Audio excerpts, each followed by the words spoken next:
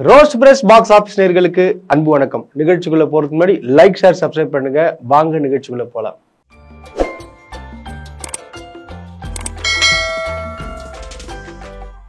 யாரா இருக்கலாம், நேத்து நம்ம ஏகே வந்து ஒரு அவார்டு வாங்கும் போது கண்டிப்பா வந்து ஒரு ஆனந்த கண்ணீர் வந்திருக்கும் அப்படின்றவங்க மட்டும் கமெண்ட் பண்ணுங்க. எனக்கு வந்துச்சுங்க. ஏன்னா இது வந்து சாதாரண ஒரு விஷயம் கிடையாதுங்க. ஒரு கஷ்டப்பட்டு ஒரு இடத்துல உயர்ந்து ஒரு மிகப்பெரிய ஒரு அவார்டு வாங்குறாருன்னா இதெல்லாம் சாதாரண விஷயம் இல்லை. அவங்க குடும்பம் வந்து கண்ணீர் விட்டாங்க. பட் ஆனா எனக்கெல்லாம் ஒரு மாதிரி அந்த வீடியோ பார்த்துன்னா அடிக்கடி நான் பார்த்துட்டு இருந்தேன். இன்ஸ்டாலையும் பார்த்துட்டு ஏகப்பட்ட வீடியோ வந்து ஏகப்பட்ட பேர் ஷேர் பண்ணியிருந்தாங்க. அதை பார்க்கும்போது நம்மளுக்கு ஒரு கூஸ் பம்ப்ஸ் மூமெண்டாவே இருந்துச்சு. அதை பார்த்துட்டே இருக்கணும்னு சொல்லிட்டு தான் தோணுது. ஏன்னா நம்ம அவார்டு வாங்குற மாதிரி இருக்குங்க. ஸோ அந்த மாதிரி ஒரு ஃபீலிங் வந்து நேற்று ஏற்பட்டுச்சு.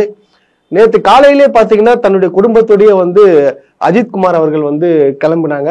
அவர் கூட பார்த்தீங்கன்னா அவங்க ஒய்ஃப், அவங்க பசங்க, அதுக்கப்புறம் பார்த்தீங்கன்னா ஷாலினி அவங்க தம்பி, அப்புறம் சுரேஷ் சந்திரா சார் எல்லாமே வந்து போயிருந்தாங்க.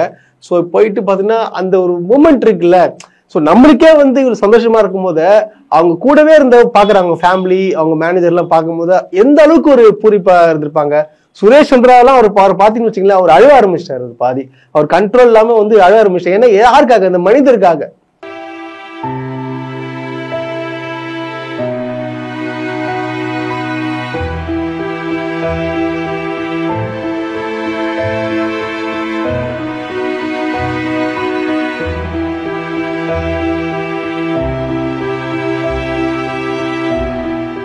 ஏகப்பட்ட பேர் பார்த்தீங்கன்னா ஆனந்த கண்ணீரோட பார்த்தீங்கன்னா உங்களுக்கு வந்து இன்ஸ்டாலையும் சரி, எஃபிலும் சரி, ட்விட்டர்லையும் சரி எல்லா வீடியோவும் ஷேர் பண்ணியிருப்பாங்க. ஒரு வீடியோ ஷேர் பண்ணியிருப்பாங்க.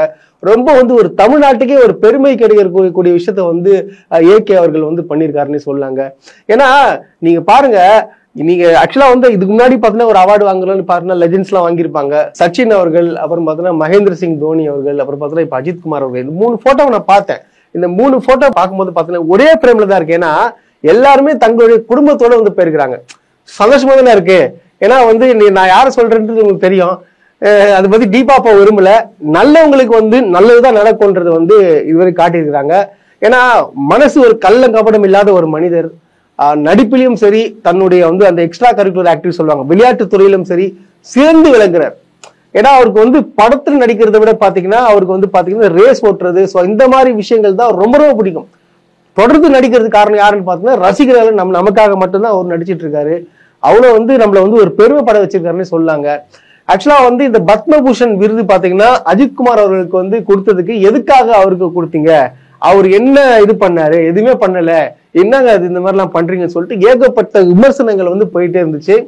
நீங்க வந்து அஜித் குமார் அவர்களை வந்து கேள்வி கேட்க கூடாது. யாரை கொடுத்தாங்களோ எதுக்காக கொடுத்தாங்க நீங்க கேட்டு அவங்ககிட்ட தெரிஞ்சுக்கோங்க. ஏன்னா நடிக்கணுங்க, நடிச்சாதான் அவார்டு கொடுப்பாங்க. நடிக்காம சும்மா வந்து 4 ஃபைட்டு, 4 டான்ஸு, ஒரு போட்டு ஒரு அப்படி ஒரு மாதிரி இந்த சிகரெட்டை வலிச்சுக்கின்னு அப்படி இதெல்லாம் அந்த மாதிரிலாம் பண்ணனா கொடுக்க மாட்டாங்க. ஏன்னா இது வந்து சர்க்கஸ் காட்டுற மாதிரி பண்ணணும்னு வச்சுக்க, சிரிதான் செய்வாங்க. அதுக்கெல்லாம் வந்து அவார்டு கொடுக்க வேற அவார்டு தான் கொடுப்பாங்க. ஜம்போ சர்க்கஸ்ல அவார்டு கொடுப்பாங்க நீங்க பண்றதுக்கெல்லாம். ஸோ வந்து இது பத்மபூஷன் அவார்டுலாம் தர மாட்டாங்க. பத்மபூஷன் அவார்டுலாம் என்னன்னு பாத்தீங்கன்னா ஒரு நடிப்பிலையும் சரி, ஒரு விளையாட்டுத்துறையும் சரி சிறந்து விளங்குற ஒரு மனிதர் தான் கொடுப்பாங்க. அதே போல பார்த்தோன்னா விளையாட்டுத்துறை அந்த நேசிக்கும் கார் ரேஸ்லயும் சரி இன்டர்நேஷனல் லெவல்ல வந்து 2வது இடம் பிடிச்சிருக்காரு ஏகே. ஆக்சுவலா வந்து தமிழ்நாட்டு ஃபிகர் கிடையாதுங்க, இன்டர்நேஷனல் ஃபிகரு. இன்டர்நேஷனல் கூட வந்து ஜெயிச்சுட்டு அங்க நிற்கும் போது வந்து அங்க அந்த ஸ்பெயின்ல வந்து கத்துறான் ஏகே ஏகே, ஸ்பெயின்ல எங்கடா வந்தாங்கன்னு சொல்லிட்டு அஜித் சார் பாக்குறது நம்ம ஃபேன்ஸ் எப்படி இங்கே வந்தாங்கன்னு சொல்லிட்டு. ஏன்னா அவருக்கே தெரியாது ஆல் ஓவர் தி வேர்ல்டு ஒரு ஃபேன்ஸ் இருக்கிறாங்க. இதெல்லாம் எந்த மாதிரி ஒரு விஷயம்? அது எல்லாருமே வந்து சந்தோஷப்படக்கூடிய விஷயம். ஆக்சுவலா பாத்தீங்கன்னா அவார்டு வாங்கின 5வது நிமிடம் பாத்தீங்கன்னா ஆதிக் ரவிச்சந்திரன் அவர்கள் வந்து ஒரு ட்வீட் ஒன்று போட்டிருக்காங்க. அது என்ன ட்வீட்னு பாத்தீங்கன்னா வச்சுங்களேன், அதாவது கிங்குக்கு வந்து கிரவுன் அதுவா வந்திருக்கு, எப்படி அதுவா வந்திருக்கு அப்படின்னு சொல்லிட்டு சொல்லியிருக்காங்க. அதாவது தேடி வந்திருக்கு, மகுடம் சூடி இருக்கு கிங் அப்படின்னு சொல்லிட்டு போட்டிருக்காரு ட்வீட். ராஜாக்கு தேடி தானே வரும், தன்னை தானே ராஜாவை சொல்லிக்கல. ஆனா ராஜான்றது எல்லாருக்குமே தெரியும், அவர் தேடி கிரீடம் வரும். யாருக்கு என்னென்ன கிடைக்குமோ அதுதான் கிடைக்கும். ஏன்னா அதுதாங்க நீதி.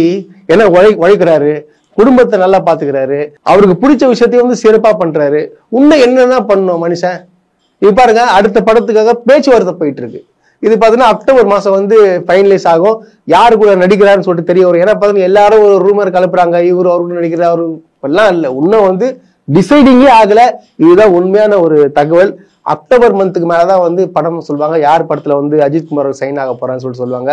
எல்லாரும் சொல்றாங்க ஆதிக் ரவிச்சந்திரன் படத்துல திருப்பி நடிக்கிறாருன்னு சொல்லுவாங்க. ஆனா கண்டிப்பா வந்து அது கிடையவே கிடையாது, அது ரூமரு. இனிமேதான் தெரிய வரும். அஜித் குமார் அவர்களுக்கு பாத்தீங்கன்னா நிறைய பிரபலங்கள் வந்து வாழ்த்து சொல்லியிருந்தாங்க. ஆல்ரெடி பாத்தீங்கன்னா நம்ம சீஃப் மினிஸ்டர், அப்புறம் பாத்தீங்கன்னா டெபுட்டி சீஃப் மினிஸ்டர் அவர்களும் வாழ்த்து சொல்லியிருந்தாங்க. எல்லா சினிமா நடிகர்களும் வாழ்த்து சொல்லியிருந்தாங்க. நேத்து பாத்தீங்கன்னா பவன் கல்யாண் அவர்களும் வந்து வாழ்த்து சொல்லிக்கிறாங்க. ஒரே ஒருத்தரை தவிர வந்து எல்லாருமே வாழ்த்து சொல்லிட்டாங்க. அது ஏன் வாழ்த்து சொல்லலன்னு சொல்லிட்டு எனக்கு தெரியல. இன்னமும் வந்து இன்னமும் சின்ன பையனாவே நினைச்சிட்டு இருக்காரு போல இருக்கு. ஏன்னா கொஞ்சம் கஷ்டமா இருக்குதானே செய்யும். இருந்தாலும் வந்து அவர் கொடுக்கல. இருந்தாலும் ஒரு அரசியல்வாதியே வந்துட்டாரு, சீஃப் மினிஸ்டரா வர போறாரு, முதலமைச்சர் 2026 முதலமைச்சர் வர போறேன்னு அவரே சொல்லிக்கிறாரு. இருந்தாலும் பாத்தீங்கன்னா ஒரு வாழ்த்து சக நடிகர்களுக்கு வாழ்த்து சொல்லணும் இல்லைங்க. ஒரு ஆர்டிஸ்ட் என்னாலும் ஒரு கோ ஆர்டிஸ்ட்ல இருந்தாலும் பத்மபூஷன் அவார்டு வாங்கியிருக்காரு. ஒரு சின்ன ஒரு வாழ்த்துக்கள் அஜித் குமார் அவர்கள் அப்படின்னு சொல்லிட்டு ஒரு ட்வீட் ஒன்று போடலாம்ல. அது கூட போடலன்னா அப்ப எந்த அளவுக்கு மனசுல ஒரு வெஞ்சன்ஸ் இருக்குன்றத நீங்க எல்லாம் தெரிஞ்சுக்கணும்.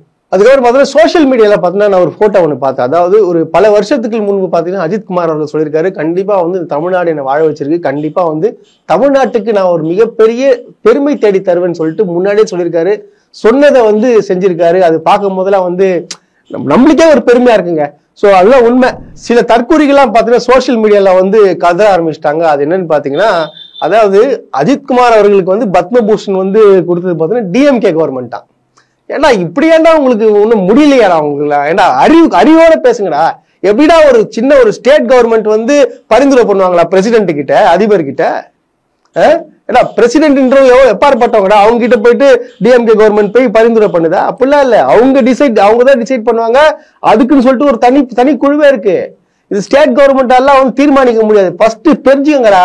தெரியாமே வந்து சோசியல் மீடியால இஷ்டத்துக்கு எல்லாம் குடிச்சுட்டு இருக்க கூடாது. உங்க ஆளுக்கு கொடுக்கலன்னா ஏன் கொடுக்கல, எது கொடுக்கல சிந்திங்க.